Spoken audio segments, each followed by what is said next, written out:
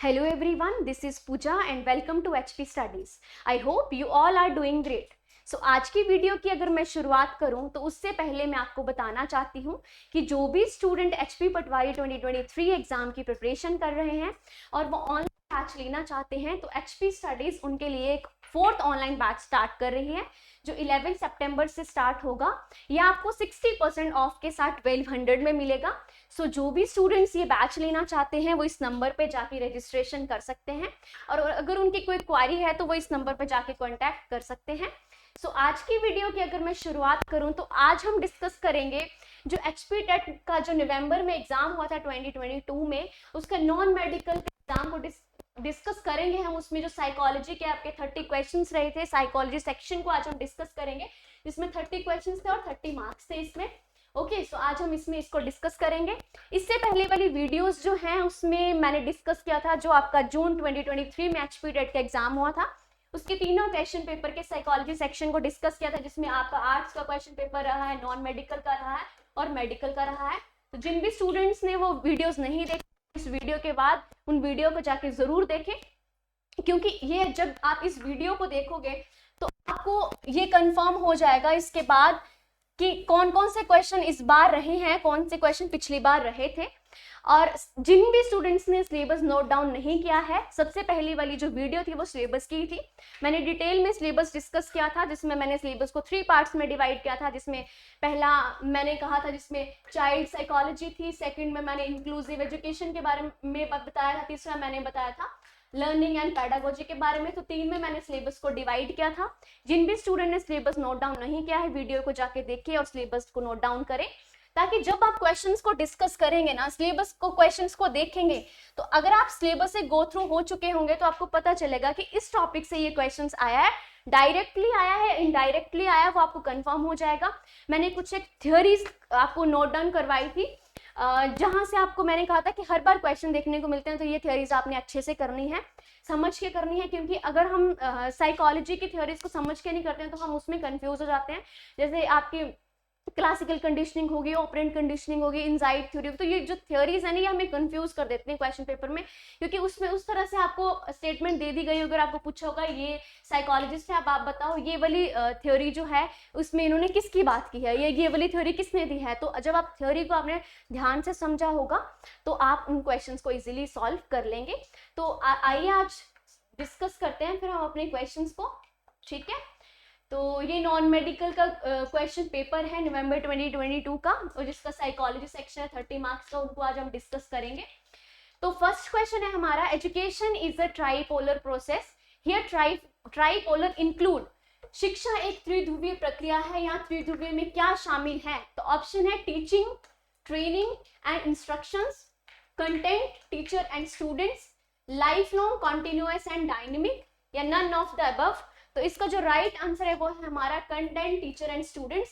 जब भी हम ट्राइपोलर की बात करते हैं तो इस तरह से इसका डायग्राम रहता है, जहां पे आपका यहाँ आता है टीचर, यहाँ आता है आपका स्टूडेंट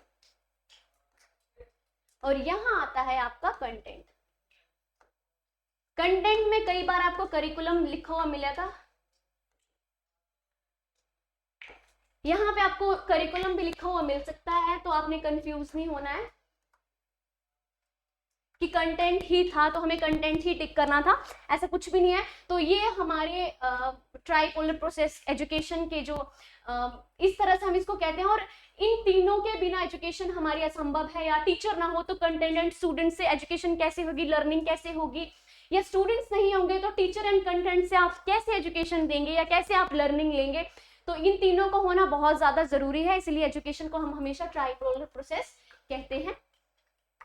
नेक्स्ट क्वेश्चन है, which is the oldest method of study in educational psychology, शैक्षिक मनोविज्ञान में अध्ययन की सबसे पुरानी पद्धति कौन सी है। ऑप्शन है आपका experimental method, introspection method, observation method, या केस स्टडी मेथड। तो इसका जो राइट आंसर है वो हमारा इंट्रोस्पेक्शन मेथड, यानी आत्म निरीक्षण विधि जो है वो हमारी एजुकेशनल साइकोलॉजी की सबसे पुरानी विधि, आप कह सकते हो सबसे पुराना मेथड है, राइट। जब हम इन मेथड्स के बारे में पढ़ेंगे तब आपको क्लियर होगा कि एक्सपेरिमेंटल मेथड कौन सा है, ऑब्जर्वेशन मेथड कौन सा। जैसे केस स्टडी मेथड है, जब आप किसी की कोई केस है आप एग्जाम्पल के लिए मैं आपको एरिया बताती हूँ कि डिसेबल पे है, डिसेबिलिटी पे कर रहे हैं, स्पेशल नीड स्टूडेंट पे, तो हम उस पर जब किसी एक पर्टिकुलर चीज पे हम केस स्टडी कहते हैं तो उसको केस स्टडी मेथड कहते हैं। ऑब्जर्वेशन मेथड हो गया, जैसे आप चीजों को ऑब्जर्व करके जब सीखते हैं तो उन्हें ऑब्जर्वेशन मेथड कहते हैं। नेक्स्ट एक्सपेरिमेंटल मेथड है, जब आप कॉज एंड इफेक्ट की बात करते हैं, एक्सपेरिमेंट करके चीजों पे रिसर्च करते हैं, तो इन सबको ही कहा जाता है। नेक्स्ट है हमारा, नेक्स्ट क्वेश्चन है हमारा, Freud emphasised the role of dash in shaping. तो फ्रूड ने आकार देने में डैश की भूमिका पर जोर दिया है। किस पे जोर दिया है? Free will pay, group influence पे, अनकॉन्शियस डिजायर्स पे या हार्मोन्स पे। ओके, सो इसका जो राइट ऑप्शन है वो है हमारा अनकॉन्शियस डिजायर पे, अचेतन इच्छाओं पर फ्रूड ने बहुत ज्यादा जोर दिया है। जहां पे आप इड, ईगो, सुपर ईगो, जहां पे कल जो क्वेश्चन पेपर हमने डिस्कस किया था उसमें मैंने आपको बताया था उन चीजों के बारे में, जिसमें क्वेश्चन दिया था कि 3 चीजें, कॉन्शियस, अनकॉन्शियस या सुपर कॉन्शियस, तो कौन सा इसका पार्ट नहीं है। तो मैंने आपको डिटेल में बताया था कि फ्रूड ने अपनी एक थ्योरी दी है, इसमें इन चीजों के बारे में डिस्कस किया था। तो ये आपको इसी तरह से क्वेश्चन में घुमा के पूछा है, बट क्वेश्चन वही है। जिसने इस थ्योरी के बारे में पढ़ा होगा वो इजिली इसको टिक कर पाएगा, राइट। नेक्स्ट है, अकॉर्डिंग टू पियाजे the 4 basic elements in development are. पियाजे के अनुसार विकास में 4 बुनियादी तत्व कौन से हैं? मैचुरेशन, एक्सपीरियंस या social transmission, equilibration. Next option है इंटीग्रेशन, कॉन्टिन्यूएशन, डेवलपमेंट, मैचुरेशन।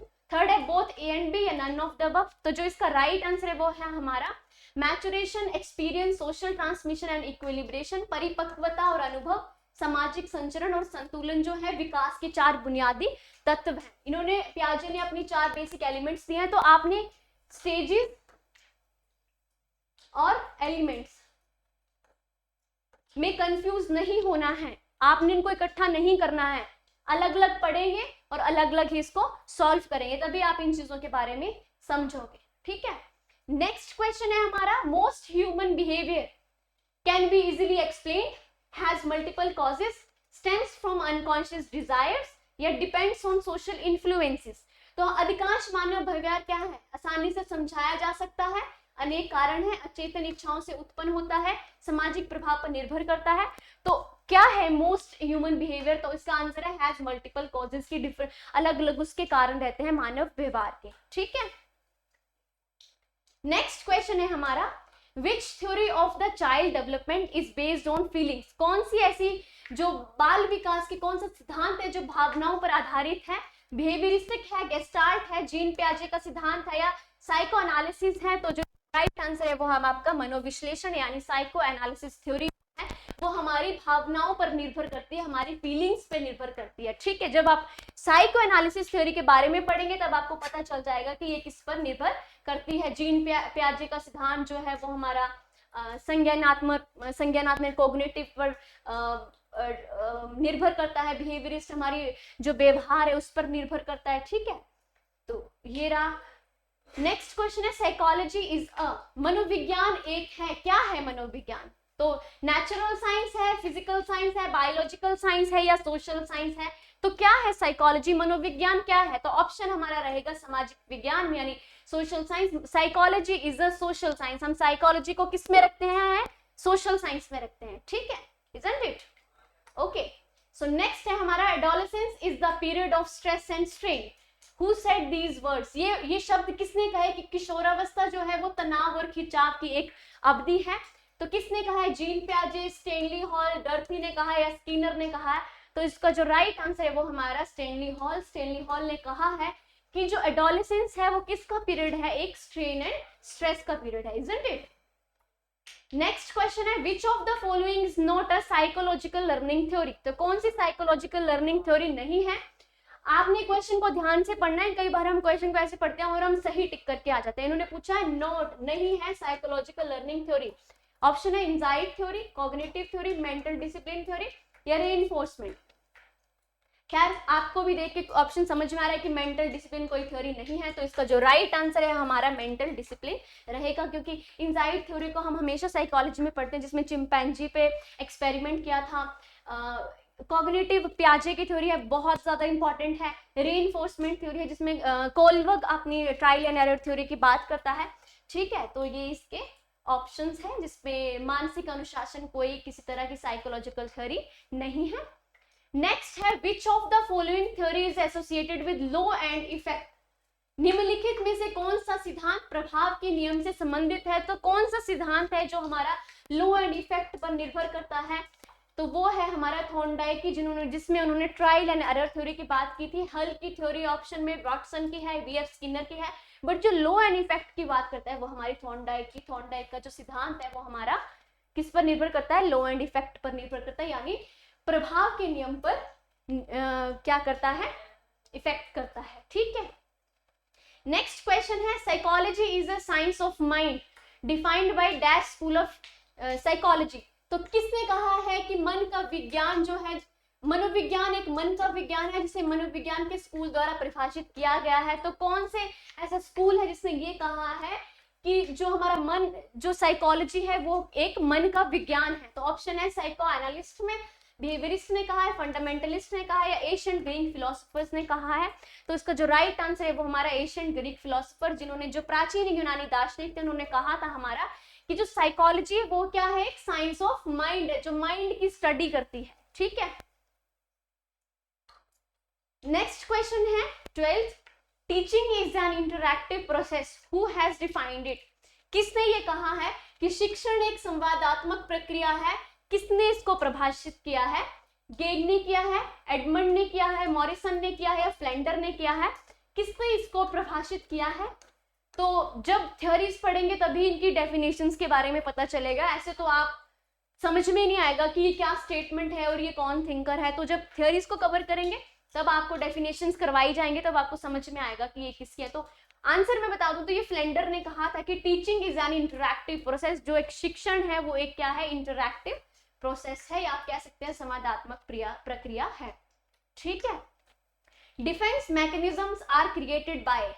तो रक्षा तंत्र किसके द्वारा सृजित किए जाते हैं? ऑप्शन रहेंगे माइंड के द्वारा, ईगो, एटीट्यूड या बिहेवियर। तो इसका जो राइट आंसर है वो रहेगा हमारा ईगो, कि अहंकार के द्वारा जो हमारा रक्षा तंत्र है उनको सृजित किया जाता है। ठीक है, नेक्स्ट क्वेश्चन है 14th question, which method helps to study the children with special need. कौन सा मेथड है या कौन सी विधि है जिसकी विशेष आवश्यकता वाले बच्चों का अध्ययन किया जाता है? किसमें स्पेशली एबल्ड चिल्ड्रन की स्टडी की जाती है?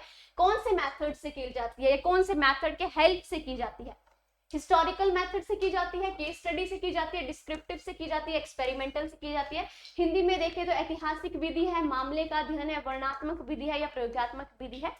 ऑप्शंस की बात करूं, हिस्टोरिकल मेथड जो होता है इसमें हम हिस्ट्री की स्टडी करते हैं, जो पहले स्टडी हो चुकी है उस पर स्टडीज करते हैं, या जो भी पुरानी हमारी ऐतिहासिक चीजें हैं उन पर हम स्टडी करते हैं। केस स्टडी है जब आप किसी पर्टिकुलर चीज पर, किसी पर्टिकुलर केस पर स्टडी करते हैं, उसको केस स्टडी कहते हैं। डिस्क्रिप्टिव स्टडी है जब आप किसी चीज को डिस्क्राइब करके जब उस चीज को स्टडी करते हैं, जो स्टडी हो चुकी है उसको जब हम दोबारा डिस्क्राइब करते हैं तो उसको डिस्क्रिप्टिव मेथड कहते हैं। एक्सपेरिमेंटल मेथड जब हम कॉज एंड इफेक्ट की स्टडी करते हैं तो उसको एक्सपेरिमेंटल कहते हैं, किसी पर एक्सपेरिमेंट करके सीखते हैं। इसका जो राइट आंसर है केस स्टडी। जब हम किसी स्पेशली एबल्ड चिल्ड्रन पर स्टडी करेंगे तो हम कौन सा मेथड यूज करेंगे?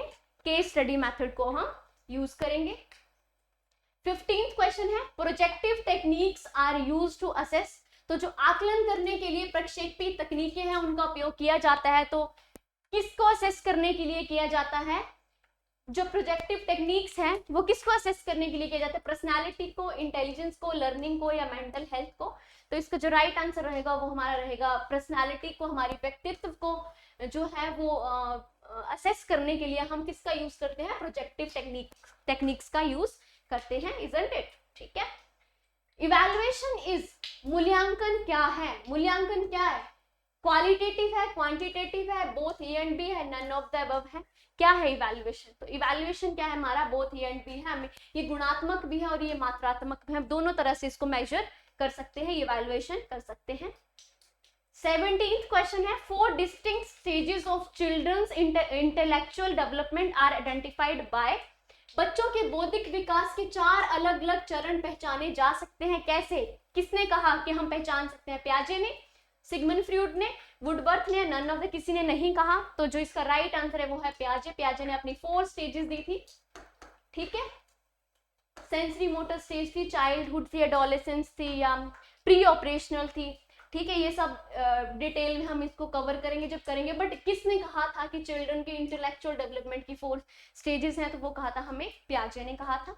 ठीक है, 18th क्वेश्चन है हमारा, the ability to learn by observing a model or receiving instructions without reinforcement is called.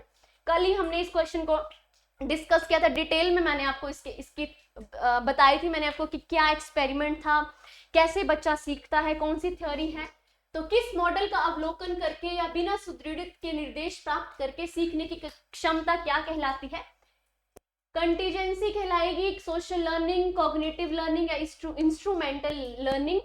तो इसका जो राइट आंसर है वो हमारी सोशल लर्निंग बंडूरा ने जो दी है, बंडूरा ने जो अपनी सोशल लर्निंग थ्योरी दी है, जिसको कह सकते हो observation learning theory, cognitive learning theory, जो भी आप कहना चाहे वो कह सकते हैं। मॉडलिंग थ्योरी, इमिटेशन जिसमें आ जाती है, तो ये सब कुछ आ गया जिसमें बच्चा चीजों को ऑब्जर्व करके किसी मॉडल के थ्रू या इंस्ट्रक्शंस रिसीव करके जब सीखता है बिना रीइंफोर्समेंट के, तो वो क्या कहलाएगी? सोशल लर्निंग थ्योरी कहलाएगी। Isn't it? नेक्स्ट क्वेश्चन है हमारा, in psychology case study are used to. तो जो के मनोविज्ञान में केस स्टडीज का उपयोग कहाँ किया जाता है, कैसे किया जाता है और क्यों किया जाता है? तो ऑप्शन है show important of case studies. Case studies की इंपॉर्टेंस को शो करने के लिए, assess heritability of individuals, draw general conclusions about the behaviour of the client, draw conclusions about individual behaviour on the basis of group findings. तो इसका जो right answer है वो रहेगा हमारा draw general conclusions about the behaviour of the client.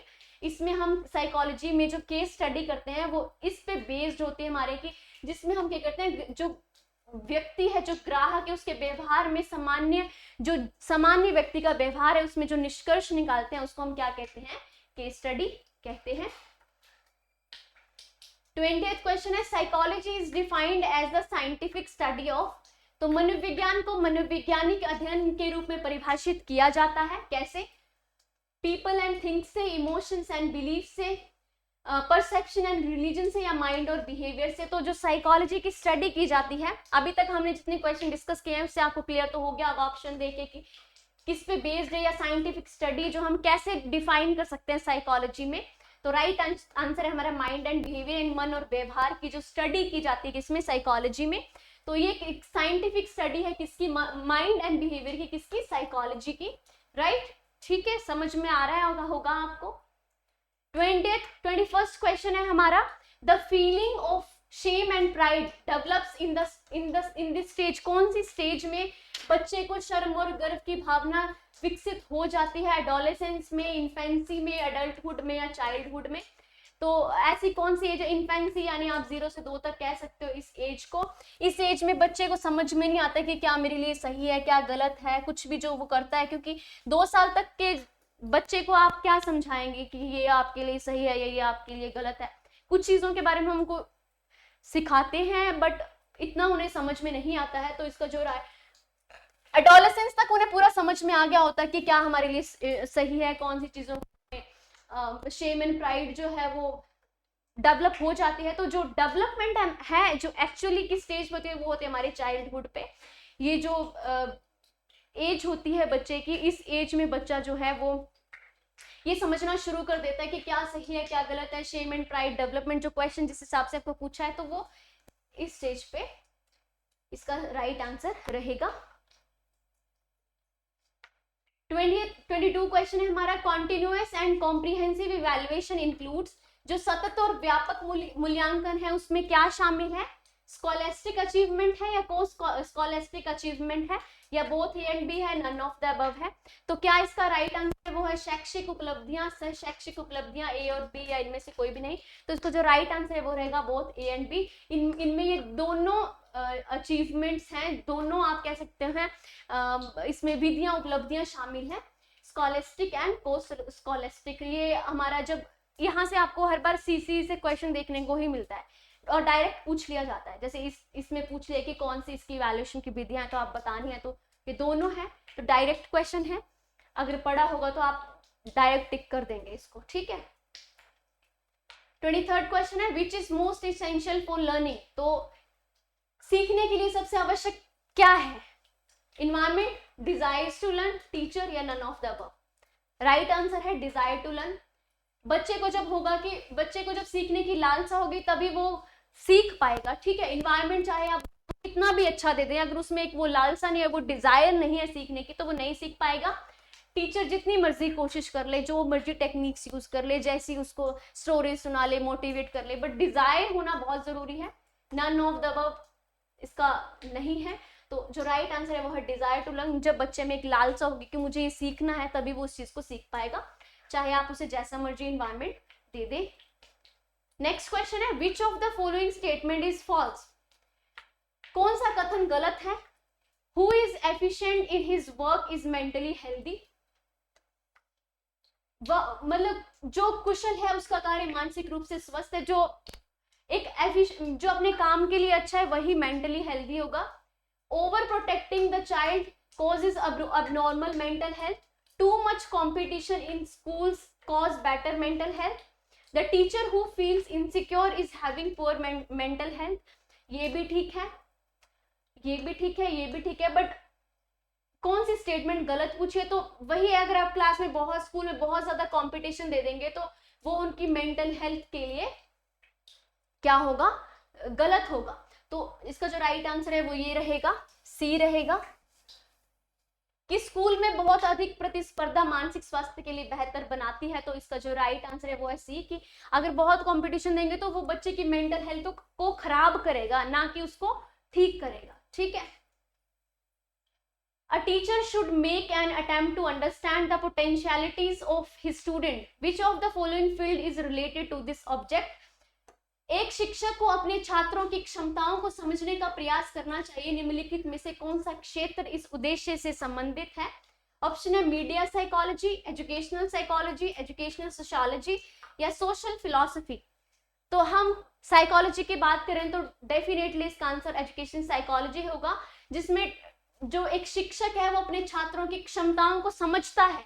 तो media psychology में वो एक टीचर कैसे समझेगा, सोशियोलॉजी में कैसे समझेगा, सोशल फिलॉसफी में कैसे समझेगा। तो डेफिनेटली जो एजुकेशन साइकोलॉजी है उसी में एक जो टीचर है वो अपने बच्चों की क्षमताओं और उनकी भावनाओं को समझने का प्रयास करता है, ठीक है। नेक्स्ट क्वेश्चन है as a teacher who firmly believes in social constructivist theory of Lev Vygotsky, which of the following method would you prefer for assessing your students? So एक शिक्षक के रूप में जो लेव वाइगोत्स्की के सामाजिक रचनावादी सिद्धांत में दृढ़ता से विश्वास करता है, जो एक शिक्षक है वो लेव वाइगोत्स्की की जो थ्योरी है, कौन सी थ्योरी है? कंस्ट्रक्टिविस्ट थ्योरी ऑफ लेव वाइगोत्स्की। कौन सी थ्योरी है उसकी? तो वो उन्होंने दिया अपनी socio cultural theory. Socio cultural theory की वो बात करते हैं, तो वो उस पर बिलीव करते हैं। आप अपने छात्रों के मूल्यांकन के लिए निम्नलिखित में से कौन सी विधि पसंद करेंगे? तो कौन सी विधि पसंद करेंगे? तो जिसकी वो बात करेंगे collaborative projects, standardised test, fact based recall questions, objective multiple choice type questions. तो इसका जो राइट आंसर है वो रहेगा हमारे कोलैबोरेटिव प्रोजेक्ट्स, सहयोगात्मक परियोजनाएं, ठीक है। नेक्स्ट है the way we perceive ourselves and the ideas we hold about our competencies and attributes is called। जिस तरह से हम स्वयं को समझते हैं और अपनी क्षमताओं को अपनी क्षमता और विशेषताओं के बारे में जो विचार रखते हैं उसे क्या कहा जाता है? तो क्या उसे कहते हैं? ऑप्शन है self efficiency, self esteem, self concept या सेल्फ रेगुलेशन। तो कौन सा ऐसा वो है जो जब हम स्वयं को समझते, जब हम खुद को समझते हैं और अपनी क्षमताओं और विशेषताओं के बारे में विचार रखते हैं, यानी हम अपनी कॉम्पिटेंसीज एंड एट्रीब्यूट्स के बारे में जब हम अपने थॉट्स रखते हैं तो उसको क्या कहते हैं? सेल्फ एफिशिएंसी कहेंगे, यानी स्वयं क्षमता कहेंगे, आत्मसम्मान कहेंगे, स्व अवधारणा कहेंगे, स्व नियमन कहेंगे। तो इसका जो राइट आंसर है सेल्फ कंसेप्ट। जब हम खुद की कॉम्पिटेंसीज के बारे में जानते हैं या हम खुद की एट्रीब्यूट्स के बारे में जानते हैं तो उसको कहते हैं सेल्फ कंसेप्ट, ठीक है। 28th क्वेश्चन है अकॉर्डिंग टू जीन प्याजे which of the following is necessary for learning. तो जीन प्याजे के अनुसार कौन सी लर्निंग के लिए नेसेसरी है? तो आपने बताना है कि जीन पियाजे के अनुसार सीखने के लिए निम्नलिखित में से क्या आवश्यक है, क्या जरूरी है हमें लर्निंग के लिए।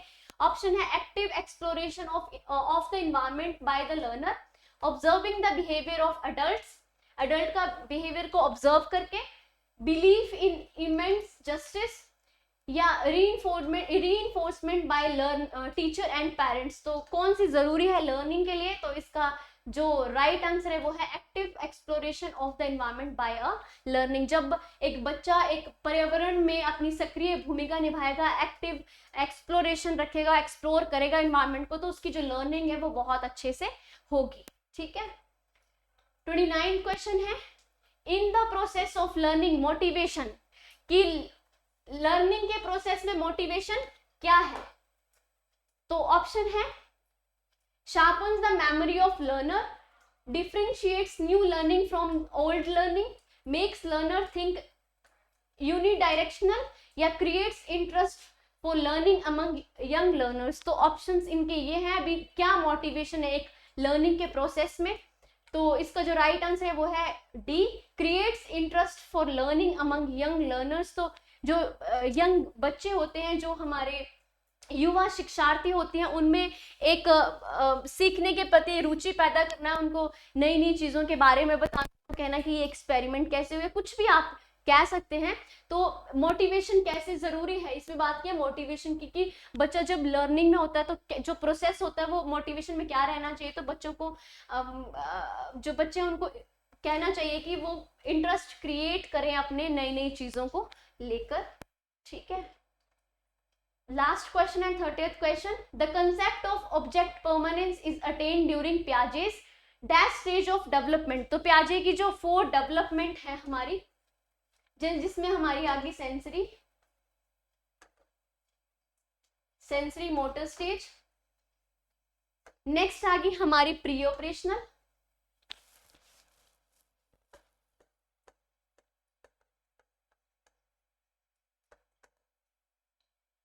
फिर आ गया हमारा चाइल्डहुड, और फिर आ गया हमारा कंक्रीट ऑपरेशनल आ गई,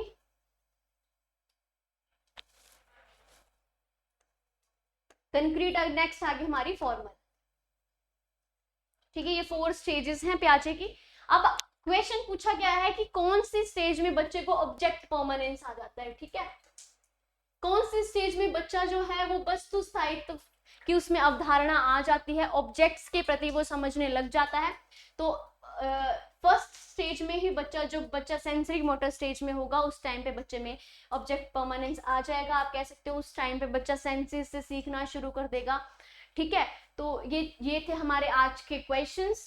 आपको उम्मीद है मुझे कि आपको ये समझ में आ गए होंगे, और मिलेंगे बहुत ही जल्द नेक्स्ट वीडियो में, जिसमें हम नेक्स्ट क्वेश्चन पेपर को डिस्कस करेंगे।